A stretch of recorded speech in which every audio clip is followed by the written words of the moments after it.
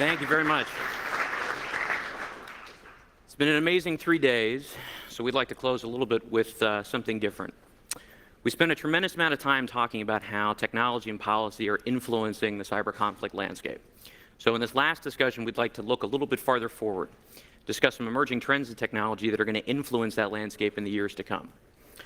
To do that, we have two excellent speakers.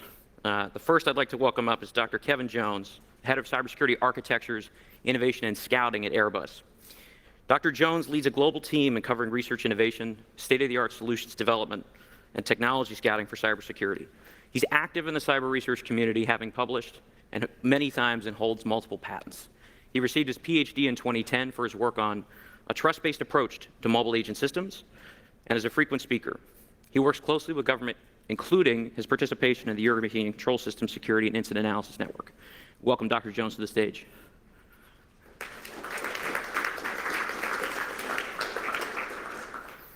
In addition, we're going to have Dr. Brian Pierce, the Director of the Information Innovation Office at the U.S. Defense Advanced Research Projects Agency.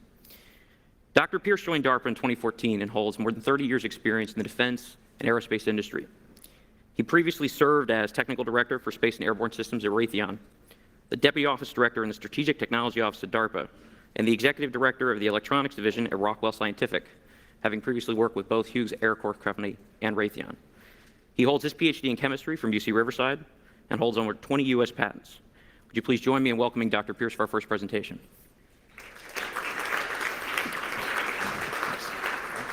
Let's go right ahead. Great. So, DARPA is the Defense Advanced Research Projects Agency in Washington, D.C. And I think for those of you familiar with DARPA, you know that we like to tackle difficult problems. So what I'm going to do today is share with you some of the technologies that we're developing to empower cyber deterrence. So the world would really be quite different today if DARPA in the late 1960s had not invested in making computers talk to each other as a network, the ARPANET. This network grew very slowly at the beginning, and what you see here are the first 4 nodes, 3 in California and 1 in Utah.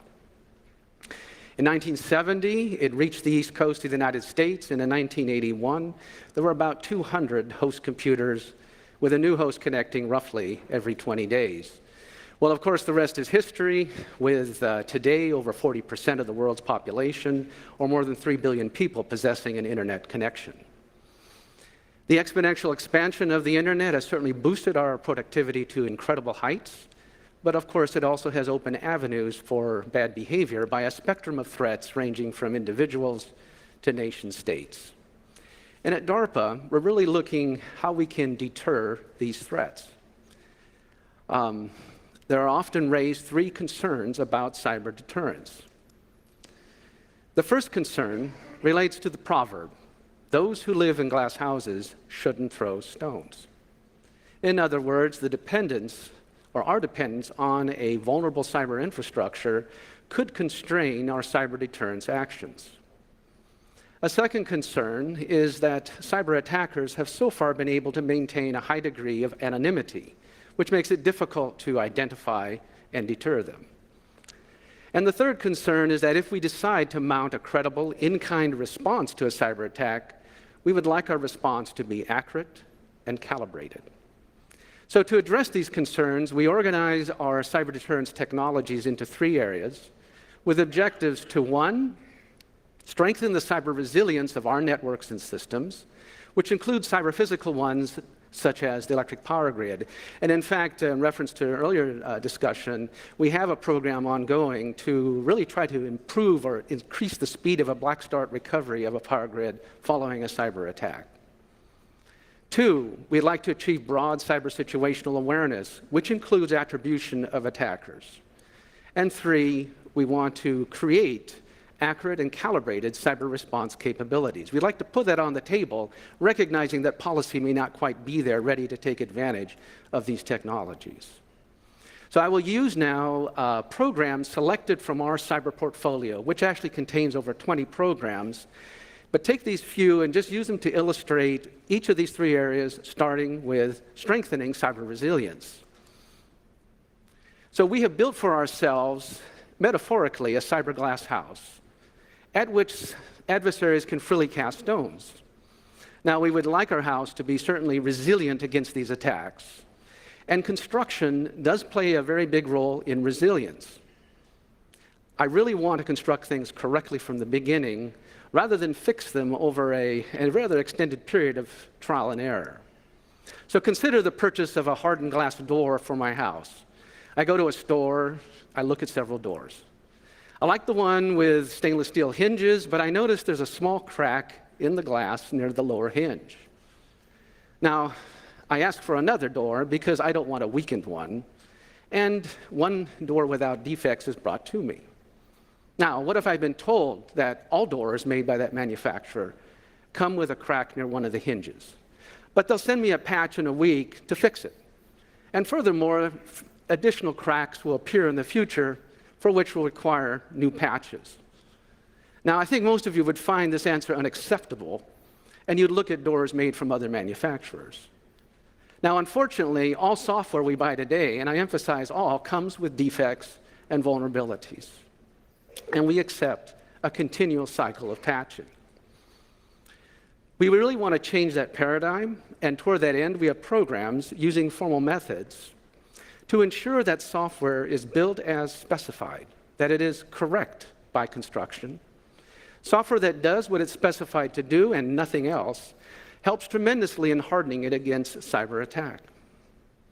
We are developing tools and technologies for code construction using formal methods for embedded systems, such as in the mission computer for a helicopter.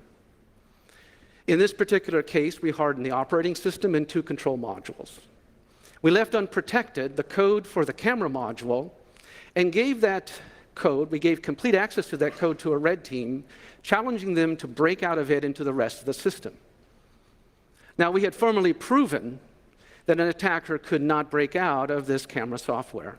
And indeed, they couldn't do so, thereby really upholding the power of mathematics. So, of course, there's challenges here in how you scale this particular approach, but at least that's a start. Now, of course, despite our best efforts to repel cyber attackers by hardening software, they do get in, and we use automation to engage them in machine time rather than human time. And one DARPA program that epitomizes this approach is the Cyber Grand Challenge, with the objective of automating what human hacker teams do in DEF CON's Capture the Flag competition. The automation developed under the challenge includes the discovery and patching of software vulnerabilities. Each of the 7 teams that were finalists in the final event developed software-based cyber reasoning systems that went head-to-head in the world's first machine versus machine cyber competition, held at the beginning of DEF CON in 2016 in Las Vegas. It was a great success. The first prize of $2 million was won by a startup from Carnegie Mellon University. The second prize of $1 million went to a team composed of the company Grammatech and a group from the University of Virginia. And the third prize of $750,000 was won by a team from University of California at Santa Barbara, actually Shellfish, who also compete in Capture the Flag. Now, a major highlight of the event was that software flaws can last minutes instead of as long as years. For example, one of the cyber reasoning systems discovered a software vulnerability actually unknown to humans in one of the rounds of the competition, and there were 96 rounds. And then 3 rounds later, a second cyber reasoning system uploaded a patch to this vulnerability in a lapse time of only 15 minutes. I really can't emphasize enough how much this type of automation is really a game changer in how we go about strengthening cyber resilience. So that's 2 programs pertaining to cyber resilience. It's not all of them in our portfolio. But building on this foundation of cyber resilience, I'd like to now turn to situational awareness in support of cyber deterrence. So here's our friend. He's trying to find out who's been throwing those stones against his glass house. Of course, really trying to get deeper insight into and situational awareness of adversarial activity. We've started a program called Enhanced Attribution that addresses the cyber deterrence concern of anonymity. The program aims to make transparent malicious cyber actions and individual cyber operator attribution through high-fidelity visibility into many aspects of an attacker's activities. Our approach involves the correlation and fusion of data from a variety of sources, including commercial threat feeds, network IDS data, as well as NetFlow, to detect and characterize the data tracks between an attacker and its target. This information can then be used to provide a convincing public attribution of a cyber attack. Now, there are additional programs that are working on developing technologies for cyber situational awareness. But what I'd like to do is turn to a couple of programs that are working to create accurate and calibrated cyber response capabilities. Now, so really, now that I've been able to find out who has been throwing the stones, I would like to provide multiple options in terms of the possibility of an accurate, calibrated response. So here's our friend here doing actually quite a great job in his response to those attacks. We have a program called Plan X that has developed a mission command platform for cyber operational planning and execution. In addition to providing a common operating picture of cyberspace that extends from network topologies down to individual programs running on a given computer, Plan X has developed a suite of automated tools for cyber operators who cannot be assumed to have degrees in computer science, electrical engineering, or related fields. These tools include the automated analysis of cyber courses of action. Third-party applications that provide a range of capabilities can be accommodated through a Plan X app store. And other notable features include laptop deployability, as well as the ability to train while conducting operations. So now let me shift to really my last program that I'll highlight. It's called Harnessing Autonomy for Countering Cyber Adversary Systems, HACCS or HACS, which really is trying to address the threat of botnets. I think we all know that malicious actors are certainly today very capable of compromising and using with impunity large numbers of third-party computers and other devices. Such collections of conscripted devices, also known as botnets, are used for criminal, espionage, computer network attack purposes, often a combination of all three. Recent examples of botnets and similar malicious code, of course, include Mirai and WannaCry. The potential scale of the effects of botnets make them a national security threat. And really just improving the security posture of blue networks is not sufficient to counter these threats, as the majority of their nodes reside in neutral networks or so-called gray space. And of course, we are very limited in terms currently of what we can do against these nodes in gray space. So we really need the ability to identify and neutralize botnets and other really large-scale malware and conscripted devices and systems in a manner that is scalable, timely, safe, and reliable, and in accordance with privacy and legal guidelines. And we just started the HACS program to meet this need. So in cyberspace, computers operate on nanosecond timelines with billions and even trillions of operations per second. In order to prevail in this space, we really cannot have humans in or on the loop, given those very rapid timelines. And so the human must now delegate to a machine that executes the loop under their supervision. Now, this partnership or symbiosis is fundamental to the technologies that we're developing to help empower cyber deterrence, of course, by one, looking to strengthen the cyber resilience of our networks and systems, which do include cyber physical ones, such as the grid. Two, really achieving broad cyber situational awareness, which includes attribution of attackers. And three, creating accurate and calibrated cyber response capabilities. Now, in parallel with these advances, we also are working to develop technologies that ensure the trust of the human in the machine, which includes trust in the integrity of data. That's through a program called Media Forensics, and trust in machine learning AI through a program called Explainable AI. So really, that completes my presentation. I look forward to the discussion. Thanks.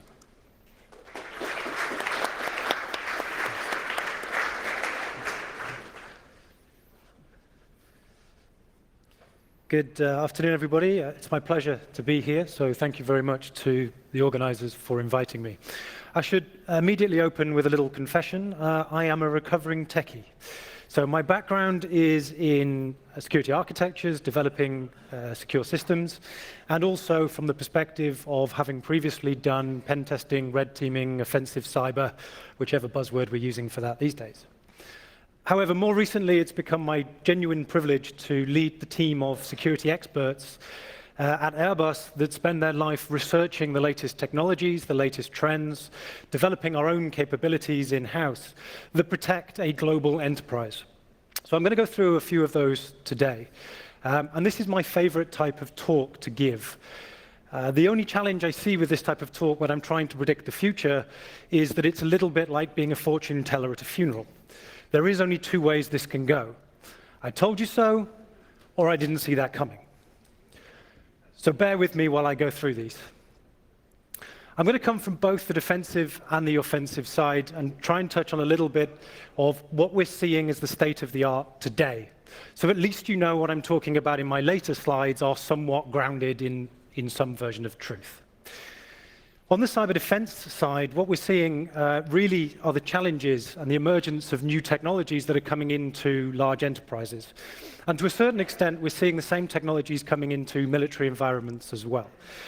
Firstly, we're seeing an unparalleled evolution in data, the amount of data that's being created, the amount of data that's being processed, and how we're having to transfer that across an infrastructure. We're also seeing more interconnectivity than ever before. Just in case there was ever any doubt, our perimeter has gone. No longer can we defend at the perimeter or edges of our infrastructure. There is too many interconnectivities, too many things that we cannot manage even today. And it is only going to get worse into the future as we introduce even more things into our infrastructures. But that then provides also some challenges. If we don't have control of our perimeter, that makes things like patching very difficult. It makes things like maintenance and configurations very difficult. And the technologies that we need to be developing now are to help us make sure we can do those configurations, make sure we can control those extended enterprises that we're going to be offering. Cloud technology is coming in a very large way. I mean, we can now have software as a service, we can have platforms as a service. We're reliant on contracts and legal requirements, as well as the technical solutions like cloud brokers that can help us to protect those infrastructures. We're also seeing an emergence of mobile devices coming in. Not only looking at mobile devices that we manage, but mobile devices that are being used by our employees. A concrete example I use from the world of critical national infrastructures, the one thing you can never account for is somebody charging their mobile phone in a safety critical system, such as, I don't know, a transport control infrastructure. By definition of the fact it's mobile, that means it's been outside of my control, outside of my infrastructure. So that was always one of the types of techniques we were looking at in a previous life to try and be a weakness or a chink in the armor of the defenders. Can I use a device that I know is going to be in and around that infrastructure? We're also seeing the emergence of IoT. You've all heard and various things about IoT this week, by which, of course, I mean the Internet of Trouble. Wearable technologies, smart technologies, they're already here today. The idea behind them is they are sensor-based, they are very cheap to deploy. We've seen only earlier this year that, for example, wearable technologies for Fitbits and smart fitness tracking tools can, when they're used with things like Strava, give away the location of military bases because nobody puts their privacy settings. By the way, even if you do put privacy settings and someone hacks your account, I still know where you've been. But that's the type of information leakage that we have to deal with. We're also seeing, though, on a more security-based side, a re-emergence of what we call DevOps or SecOps. So really going back to some of the basics of high-fidelity security in the areas where we do still have control. But that makes it very difficult for us to do that on a global scale. It's well worth looking at our adversaries. We don't often talk enough on the defender side around what our adversaries are doing and how they're targeting us. But until we can understand that, we genuinely cannot defend ourselves and our infrastructures and our data particularly well. There's different types of adversaries that we're facing, and some for cybercrime, for example, to your average hacktivists, right up to nation-state actors that are advanced persistent threats. I should stress in the moment, the lines between them is somewhat blurry. We can no longer be certain who is doing what, where, and when. It's no longer the script kiddie with a hoodie in his bedroom. But what we are seeing is the prevalence of new tools in the hacker's armory. We're seeing a lot more automation in what they can do. And that can be as simple as things like automated tools that do multiple steps of an attack process as they move through from intelligence to the later stages of the kill chain. We're seeing the prevalence of automatic code generation or polymorphic malware that changes its behavior and changes its code base after it's been deployed to evade detection. We're seeing a big difference between the actors that are what we call scattergun actors that are sending things out and can do mass damage, intentional or unintentional, versus those that are much more targeted. There's a lot more effort and energy that's gone into a very specific targeted attack against an actor or a system. More worryingly, perhaps, is these services are available to buy. You can go on the deep web and the dark web and you can buy hackers for sale. You can buy technologies and tools and data that you need to perform your attacks for sale. So there is now a service model in the attacker community. And that's one area I certainly think that we need to do better on the defender's side to disrupt and to understand. We don't have enough research in that area at the moment.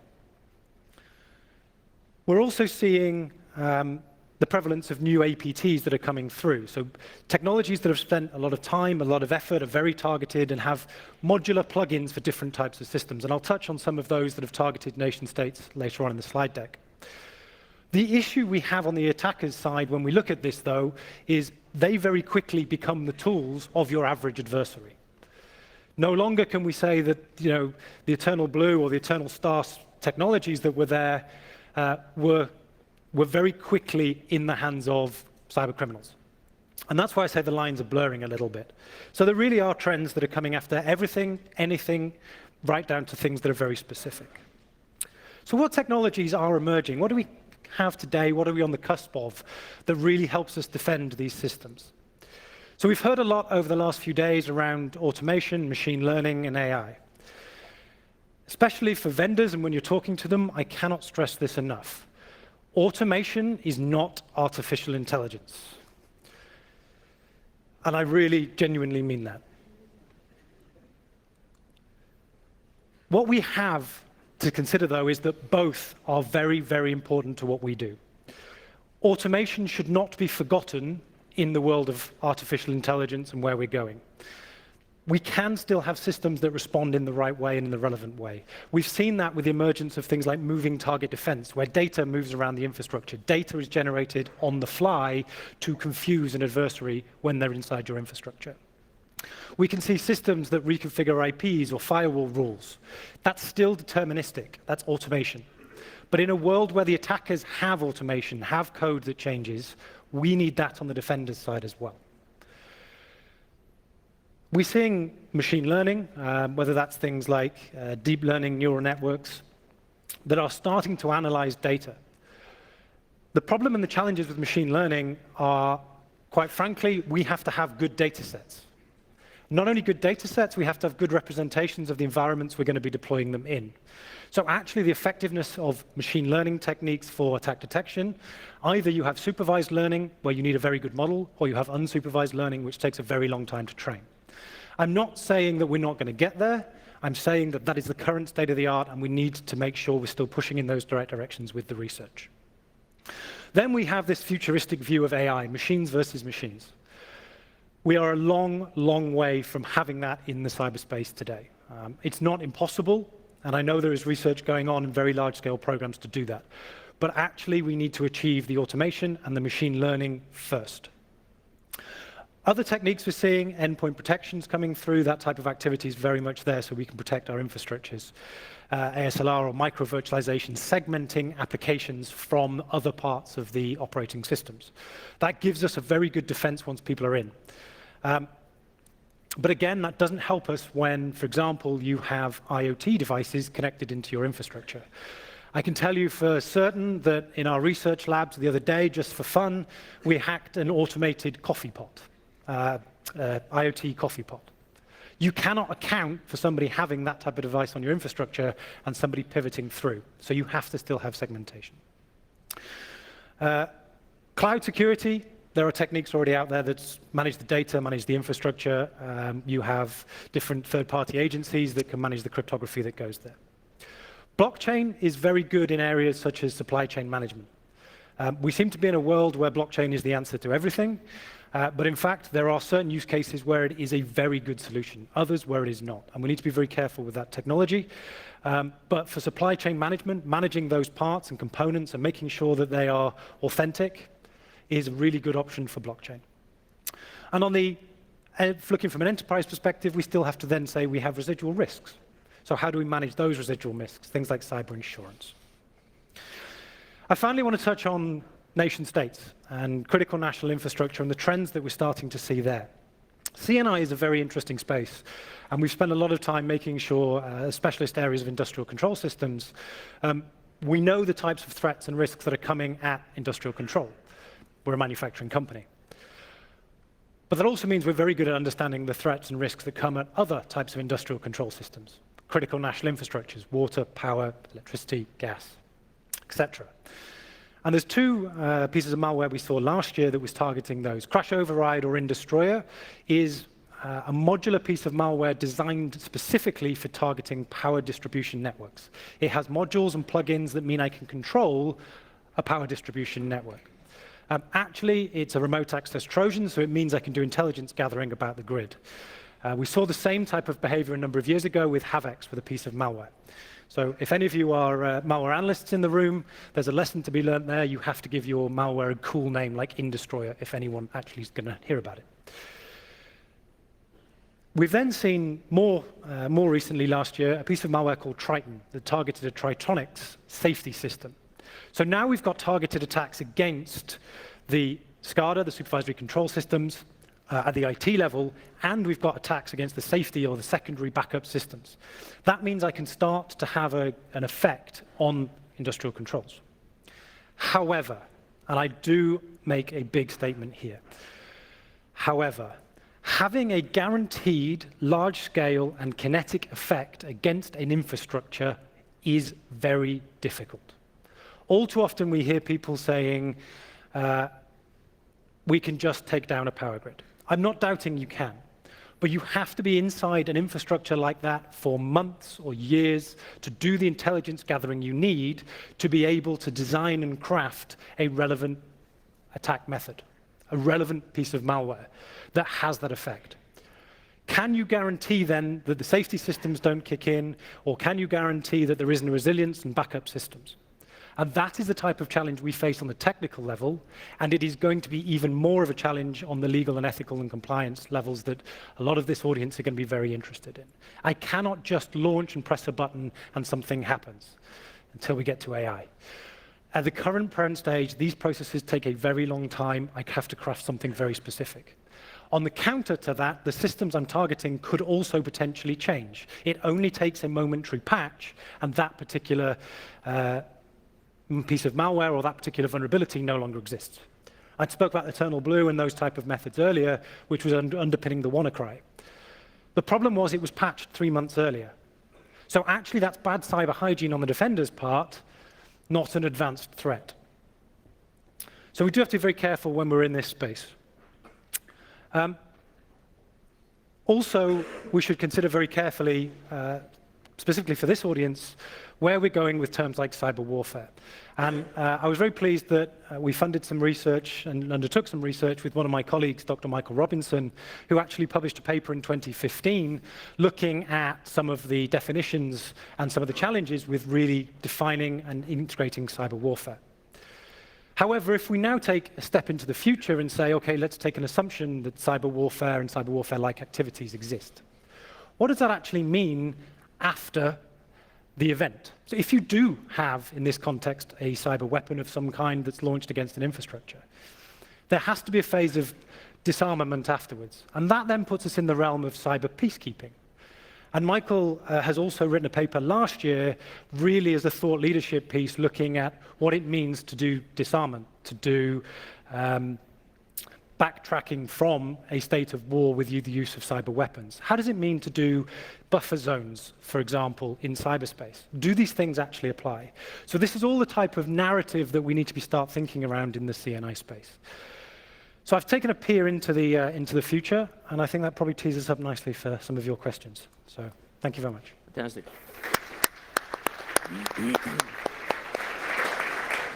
Well, thank you both. It's fascinating to hear the variety of perspectives on what's coming for offense, what's coming for defense. I want to dig a little bit into both your presentations, and then we'll start a more general discussion. Brian, looking specifically at you, we've had this discussion about software assurance going on 30 years now, and this idea of formally verified systems have been around for a little bit. What makes you optimistic at this moment? Could you give us a sense of some of the challenges that have been present in the past in deploying these systems and why now might be a more mature moment? Well, what we've done under the program, the particular program I highlighted was called High Assurance Cyber Military Systems, or HACMS. It was focused on embedded systems, automobiles, those kinds of vehicles, aircraft, helicopters. So these are modestly sized codes. You know, you're talking 100,000 lines max. So we have been able to push it to that point.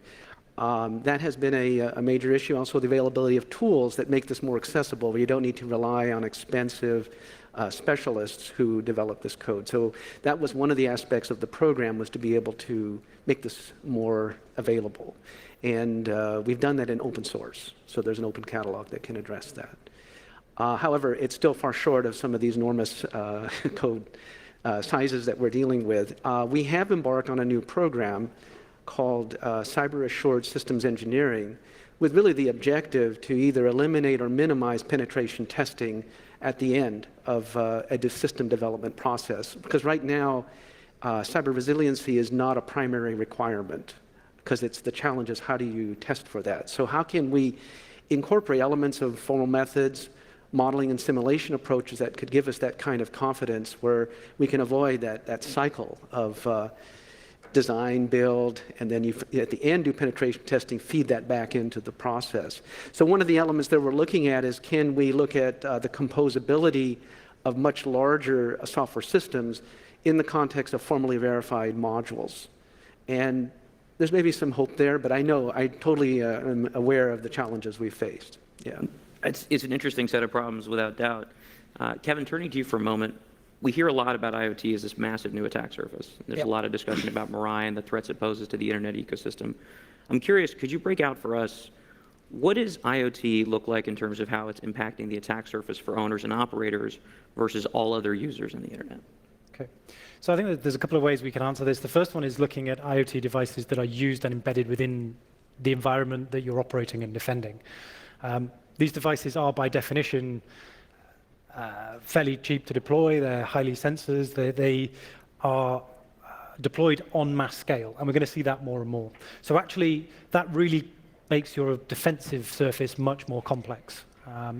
And they're usually using proprietary OSs and not your standard AV, so it doesn't fit into your patch management cycles. So actually having them in your enterprise and in your infrastructure is a challenge. And we've seen a number of attacks. Target was used as example earlier this week that came in through heating and ventilation and those type of IoT devices. I think perhaps on a larger scale, though, some of the biggest risks are, as you said, the Mirai and how IoT is used to generate mass data and mass services that can be distributed denial of service attacks on a scale that is unprecedented and we haven't really seen before. And I think that's going to put huge challenges on the infrastructure that we currently operate and rely on for everyday activities. Do you see the response to that as being enhancing existing processes or having to come up with new security measures, new security processes? So I think there's a debate on should IoT be checked and validated? Should there be some form of certification for IoT devices? And I think there's good arguments on both sides. I don't personally think you'll see that. I think the horse has already gone and the door's already open. So I think the only answer that we currently still have is to put new processes in place on our defensive side, whether that's completely segregating the IoT, whether that's putting them outside of the organization and allowing people to dial in via the internet and other methods. But at the moment, we don't have a good enough understanding of where these assets are being deployed in infrastructures, what they're running, what are the vulnerabilities in them, and how quickly we can respond. There is a fairly good understanding of things like patch management for your standard IT infrastructure. We haven't got that yet in the IoT world, and I think we are going to need it. Interesting. Okay. You both spoke about automation. I think this is something that's come up a couple of times in the past few days. I wonder, going to you, Brian, first, if you could talk a little bit about, within the Grand Challenge, how did automation end up favoring the offense versus the defense? What was the balance of benefit between those two sides? It's, I'd like to talk about that, but actually I just can't resist on the IoT. It's just worth mentioning we have an effort, and why I mention it, because it's an interesting approach where IoT devices being low resource devices, there's challenges what you can do to secure them. So the approach being pursued is looking at the physical or analog signals that are emanated while software is running on a physical device, a hardware. There's electromagnetic emissions, acoustic, etc.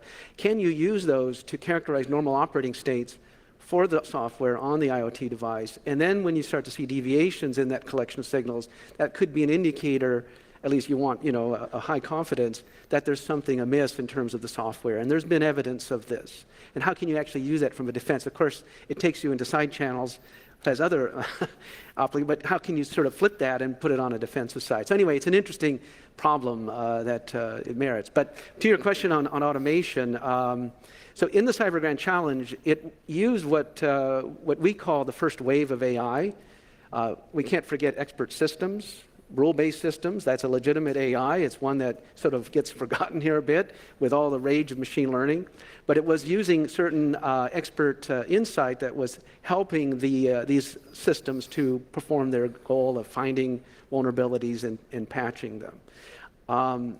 It's worth noting that machine learning is quite a challenge when you look at 0 days, because a 0 day, by its definition, it's not in the training set. So you're going to be very much challenged by looking at machine learning from that perspective. Not to say that it might have its place. So that was the level of automation in Cyber Grand Challenge. I think what we also found there are limits to what can be done by machine. Machines are quite good at finding syntactic type of vulnerabilities, where you might have memory type of problems, etc. Very, very important problems, but not the whole range of vulnerabilities. And so what you're looking at now is how do you really bring the human expert and the machine together to be more efficient, and how you can look at the full span of vulnerabilities in regard to, for example, more logical type of vulnerabilities, semantic, where the human is quite good at being able to pick that out. How can you have the machine and the human work together to get that whole spectrum? And of course, from one really, vulnerabilities serve the offense as well as the defense. I'd say one clarification on Cyber Grand Challenge: there really wasn't an offensive. It did deviate from capture the flag from that perspective, and we had to work to control the teams from doing what is normally done under capture the flag openness. So we wanted them to really focus on the question of discovery of vulnerabilities and patching. You could argue a patch might be construed as some way to take advantage of, but we didn't go down that path. Interesting. Okay. Yeah. Kevin, you talked a little bit about automated code generation and polymorphic malware. In your mind, or at least in what you're seeing, what are the big trends here? How has this use of automation in the offense, particularly from malware generation, evolved in the last couple of years? So I think on the offensive side, as I said, polymorphic malware, so malware that can change its code base on the fly but retain its original areas. Also malware that can understand the type of environment that it's operating in and execute differently, depending on if it's in a VM or if it's in an infrastructure. We've seen ransomware type malware that will only execute at a specific time, i.e. It will learn the point at which you run backups, and it will learn your infrastructure before it executes.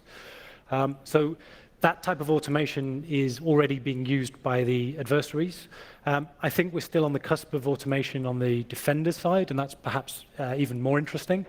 One of the areas that the kind of tit for tat, if you like, is helping there is, as more malware is being generated by seeded approaches, it's generating a huge amount of data for the defenders in the security operations centers, in the malware analysis, and how we can automate those processes, because ultimately a level 1 or a level 2 SOC analyst or a malware analyst still only has a limited amount of time. We only have a limited amount of budgets for those type of people.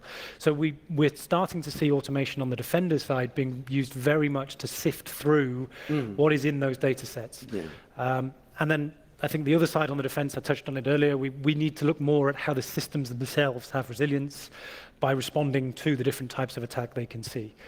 And we've got some research in-house. I was talking yesterday about where we're trying to predict using machine learning whether something is more or less likely to be a malicious piece of software. And the recent publication we've put out suggests that for specific types of malware, things like ransomware, we can have 94% accuracy that it's going to be ransomware within 4 seconds of execution. So that means that the system, if it already knows that, can have a set of rules by which it can then change the system or stop the execution. And that type of automation, I think, we're on the cusp of it, and we can definitely take that into new areas to help defend ourselves. So looking over all of these issues, all these trends that you guys have identified, where would you pick out and say, this piece of technology or this general trend in the community is the most likely to provide benefit to the defender, allowing them to react more rapidly, to change its scale? What would you pick out as the one thing? Start with Brian. Well, certainly the automation on the defensive side, and as Kevin was describing, this ability to pick out patterns. In that respect, machine learning is very effective. And of course, you want to get away from signature-based approaches. Of course, then, even with machine learning systems, we have to be aware that they can be spoofed as well. Yeah. And that's a whole interesting area in its own right. However, it is to your advantage. Now, in terms of code generation, there's a whole field now developing that's called big code, sort of a play on big data, where you're looking at sort of similar to data analytic techniques to be able to construct code towards the lines of building a corpora, and then you can have a search engine that builds with it if you wanted, for example, sort of an autocomplete for software using that. So that is emerging. But I would say the other area that is also valid is that how do we protect the human user from social engineering and the like? And it's an interesting area that we're starting to explore in terms of how might one have as a representative, as you engage in your various communication channels. I could think of a chatbot or equivalent to serve as my intermediary with an attacker. Because that, as we start to close up these vulnerabilities, we still have to deal with the human user in that respect. So that's an important area as well. So for me, I think I'd echo exactly what's just been said in terms of automation. I think the third area I would add to that is probably around, on the defender's side, doing much more around information sharing and making intelligence, vulnerability disclosures much more actionable and usable. We have to reduce that time. And there must be a reason why the likes of WannaCry was so successful when the patch was released months earlier. And there must be a reason why people aren't patching those systems. Or aren't getting the level of intelligence they need to be able to defend themselves properly. And we're starting to see the emergence of information sharing or intelligence sharing for vulnerabilities, using things like sticks and taxi, and how I make that actionable rather than just, I'm sending you a list of the top 100 vulnerabilities. So I think that would be the third area that I would really add to that, and we need to look at. So one of the keynotes yesterday highlighted the degree of trust that we have in these systems at a fairly low level and moving up the stack. I wonder for both of you, what's the trend that you see in terms of our ability to trust? Brian, you mentioned this profiling of behavior on IoT systems to authenticate good from bad. What's the trend that you see in terms of our ability to trust these systems at a low level to implement those sorts of behavioral profiles, the sort of automated defenses, Kevin, that you've talked about? So I don't think it's just at a low level, per se. I think we have to trust systems at all levels. And I used cloud as the example earlier. A lot of enterprises and a lot of technologies are moving out to cloud services, and there is a whole bunch of things you have to trust in the middle. And we talk a lot around defense in depth, and I'm surprised it hasn't been mentioned quite as often the last couple of days as I would have expected. So I think the answer is we need technologies throughout the chain that can help us really, truly provide defense at different levels and defense in depth. We also need to consider the humans and how we protect and advance the humans in terms of being much more security aware. And there's challenges there for us as well. But I think we have to also accept that we operate in a completely untrusted environment, right down to supply chain coming through. So there are things like encrypted enclaves and those type of things that we can run in the OSs and on the chips that can help us. And there's technologies emerging now that let us do, for example, fully homomorphic encryption is on the horizon. Still a big challenge with subsets of polynomials. But we are developing techniques that help us operate and execute in untrusted environments. But they're still just tantalizingly over the horizon. We haven't quite got them yet. That trust is a very important element to all of this, particularly as we delegate more responsibility to machines as they gain more autonomy, which is really critical in these very demanding environments in terms of the timelines you need to, well, detect and respond. We have been looking at this question of machine learning AI. Deep learning sort of based systems are very good performing when they're trained with a lot of data. But they're opaque. It's this black box. And what we'd like to do is how do you make it possible for the human user to actually gain some understanding of what that black box is doing. So instead of just only providing a number corresponding to the confidence in the pattern being detected and classified, can you also provide an explanation as to why it came to that conclusion? And this is guided by actually a parallel effort looking at the psychology of human explanation, which we feel is important of how are we now going to, as we see machines get more capable, they need to be able to communicate their results. So there's interesting challenges where you look at decision trees, which are very explainable. They're brittle, but they're very explainable. Can some look at a hybrid of a decision tree type of approach, maybe give up a little performance, but now you might be able to impose that along with machine learning. So these are interesting topics. The other one, of course, is trust in the data itself, looking at trust in data privacy, such as encryption. Differential data privacy is an important one, secure multi-party computation. And then trust in the data, the integrity. What has been manipulated? So we are looking at efforts to break down integrity in terms of digital, physical, and semantic, where the digital is sort of the detection of inconsistencies in the pixels of, for example, an image as an indicator. Of course, techniques now are quite sophisticated, and we saw that one example earlier this morning of people being able to superimpose particular facial expressions and audio. We are looking at how you can detect those types of manipulations, but it is definitely a spiral of counter and counter-counters type of operations. I'll just add to that on the machine learning side as well. I think the real challenge today in machine learning is not developing new machine learning algorithms. It's a challenge, but it's not the real challenge. They've been around and existed for a very long time. The challenge is really around the training sets that we generate, but actually more importantly, the challenge is how do I master these technologies? How do I understand what they're doing?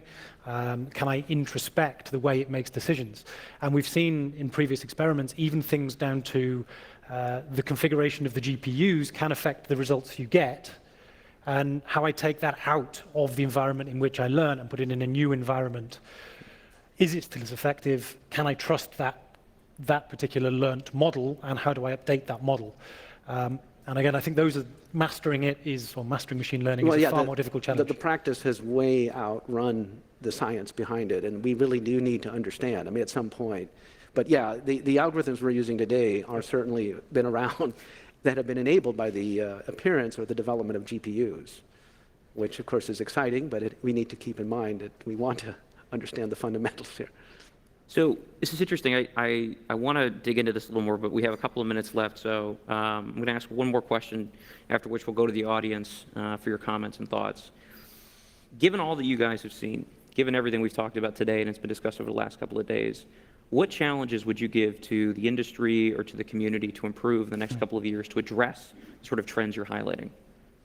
So I think for me, there's a few. I think the first and biggest challenge we have is metrics, security metrics. To be honest, as a community, we really suck at security metrics. We still have things like time to patch, or number of AV alerts, or number of IDS signatures. Seriously, that doesn't really mean anything, especially when you escalate those to a decision level and a decision board. So from a security metrics perspective, we need to do a lot better. We also see when it comes to the way that the media and we tell the media to report on cyber breaches. Every year we see the biggest cyber breach ever. And actually what we mean is we've seen the most data breached ever or lost ever. If you leave your Amazon S3 web bucket completely open without an authentication, that's not a massive APT breach. That's bad configuration management. But because all of the data was lost, what that metric actually means is that businesses are storing more data than ever. So we need to be a lot better in the way that we actually say what is a breach, how we report metrics, how we report what we're doing. And we can look at, for example, at security metrics around how expensive it is for an adversary to perform a specific task or breach part of the system. And that's some of the types of research that we're looking at right now, is rather than saying this is what we're implementing to do risk reduction, we're saying this risk reduction measure makes it percentage or cost more expensive for an adversary to have that effect. That also has the added bonus that we're not saying we're completely secure. So how do we put the metrics in those contexts? The second area, I think, for me, that we really need to challenge the security community on is human factors. And we don't consider ourselves multidisciplinary enough as an industry. We're all too often blaming the user, and we see these wonderful memes that say, in this corner we have all this technology, and in that corner we have Fred who clicked on a link. It's time we forget that. Let's not go back to the time. I mean, let's remember links are meant to be clicked. PDFs are meant to be opened, and we've got to the stage now where phishing is always the example we use, and we say, user clicked on that link again. I'm sorry, but if that email looked genuine, like it was from a service provider, let's call it Uber, for example, even if we train them to hover over that link, and it says uber.com, but actually we haven't gone as far to tell them that U has actually got an umlaut above it, which is a different character set, which takes you to a different site, and you still got owned by some APT. Let's get over that. Let's go back to the basics. And to be honest, we haven't got to seamless IT yet. The best platforms that we have that are operating are seamless to use. We are even further away from seamless security. And I think taking a user perspective is the first step along a long journey to get seamless security. And by the way, I also include in that making security systems simpler. If we have 30,000 firewall rules in a firewall, that is not manageable. Nobody has a clue what that does anymore. There's going to be vulnerabilities and holes there. So we need to really go back to the kind of human factors and human element. And then my final, I think, area, without dragging on too much, will be, again, on the multidisciplinary side, looking at legal, especially when it comes to critical national infrastructure. At what point is the red line? At what point does commercial need support from governments and vice versa?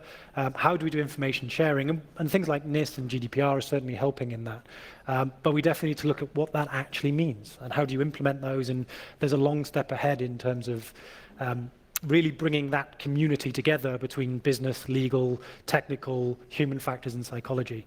And I think that would be the biggest challenge I would probably push out to the community. Brian, anything to add? I would just say I certainly agree on metrics, because I think it's not just security, it's metrics for all these very important issues that we are concerned about, but no metrics really exist, like data privacy. We need a metric. We want to be able to assess that. Integrity, all these important questions along with security. And then when you can start to do that, then you can perhaps establish an approach that insurance companies can now have a way to gauge the degree of security or the degree that privacy is at stake. So this kind of risk analysis, if one can technologically help support that and then see it taken forward by the industry in general, I think is very important. So I really echo that. I do think that this question of putting all the burden of security on the human user is the wrong direction. I mean, it's just going to end up where we don't want to use the systems anymore. But how can technology help to really alleviate that and do that in a trusted manner is very important. The only two things I would add to what Kevin said is we are going to see much more involvement of machines. I mean, we talk a lot about autonomous type of systems. In cyber, it's already there because of these kinds of short timelines, and we do need to look at how we delegate to machines. This gets into the whole challenge of trust and assurance that it will do the right thing. And then finally, because technology can only go so far, I think technology is certainly moving ahead of policy and other considerations, and that really needs to start to look at what might be possible through technology and how that can really evolve the policy regarding cyber and all related activities. So, all right, yeah. Challenge is set. Open up for a couple of questions from the audience before we have time to close. I think there are a couple of mics floating around. Why don't we go right up here first? Thank you. I'm Liisa Pass from the Estonian Information System Authority. And my question is quite specific to where you ended with, which is the idea of information sharing and metrics. Yep. And when we look at the reality of how many cross-border dependencies we're having to deal with, so it's not just within one jurisdiction, it's not just within one network or one corporation. We also see that on the field, information sharing doesn't come naturally, and usually happens either based on a threat or with a very strong incentive otherwise. So how would you go about incentivizing both corporations and governments who might have, let's say, bad hygiene of putting a stamp on it and hoping it goes away? Do you share more across borders, especially when it comes to these large cross-border dependencies of national infrastructure? And secondly, how would you go about creating a better set of shared metrics so that our indicators make sense to each other?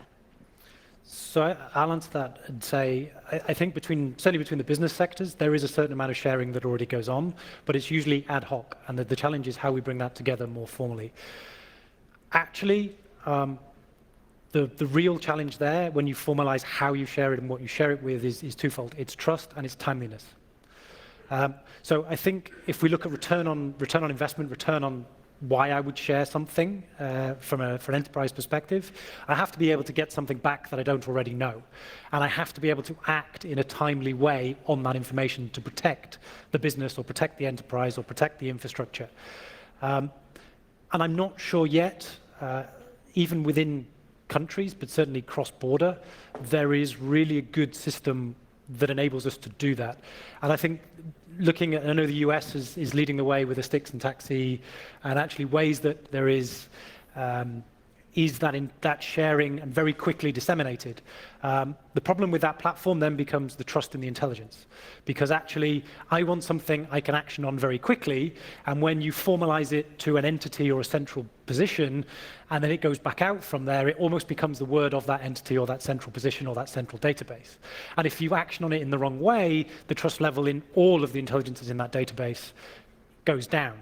So I think one of the challenges that certainly the US has been looking at is, can you tag, for example, vulnerability information or threat intelligence with a level of trust and say, here I have it right now, hot off the press, you can do what you like with it, but I haven't validated that vulnerability or that trust level yet.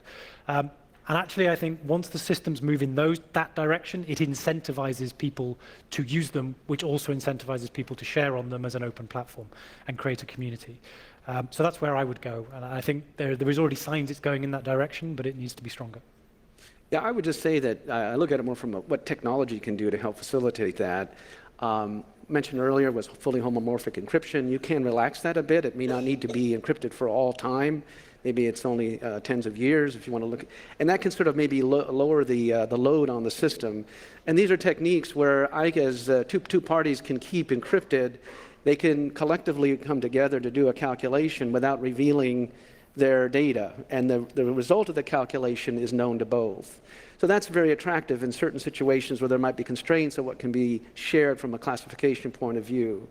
Differential data privacy is another way that people are exploring as a way to share data. I don't need to know every detail. I may need just to know, let's say, your birth year. So that may, and then maybe fuzz it a bit so that I have certain uncertainty. There's techniques that are being explored. The challenge is scalability and the like, secure multi-party computation. I think all this is emerging to help maybe facilitate and take away at least the technical excuse that we can't share without maintaining a certain level of privacy or, let's say, proprietary. Another question, right down here in the front.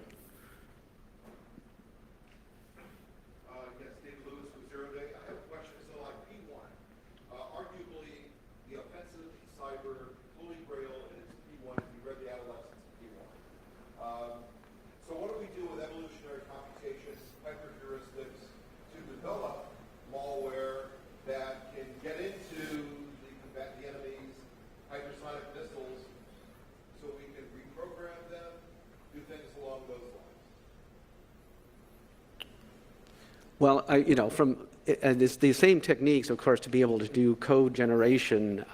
This is where, as an example, I mentioned earlier, we have one program looking at how one can tap into open source software. So yes, I mean, these are all possibilities looking at the future. Sure. I would say really with regard to the, it's a program called Muse, Mining and Understanding Software Enclaves.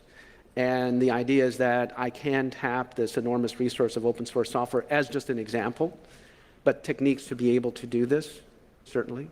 Well, we've got a lot to chew on from the last couple of days, but I appreciate you all coming out to the last panel. I want you to join me in thanking our guests. Brian and Kevin, thank you both very much.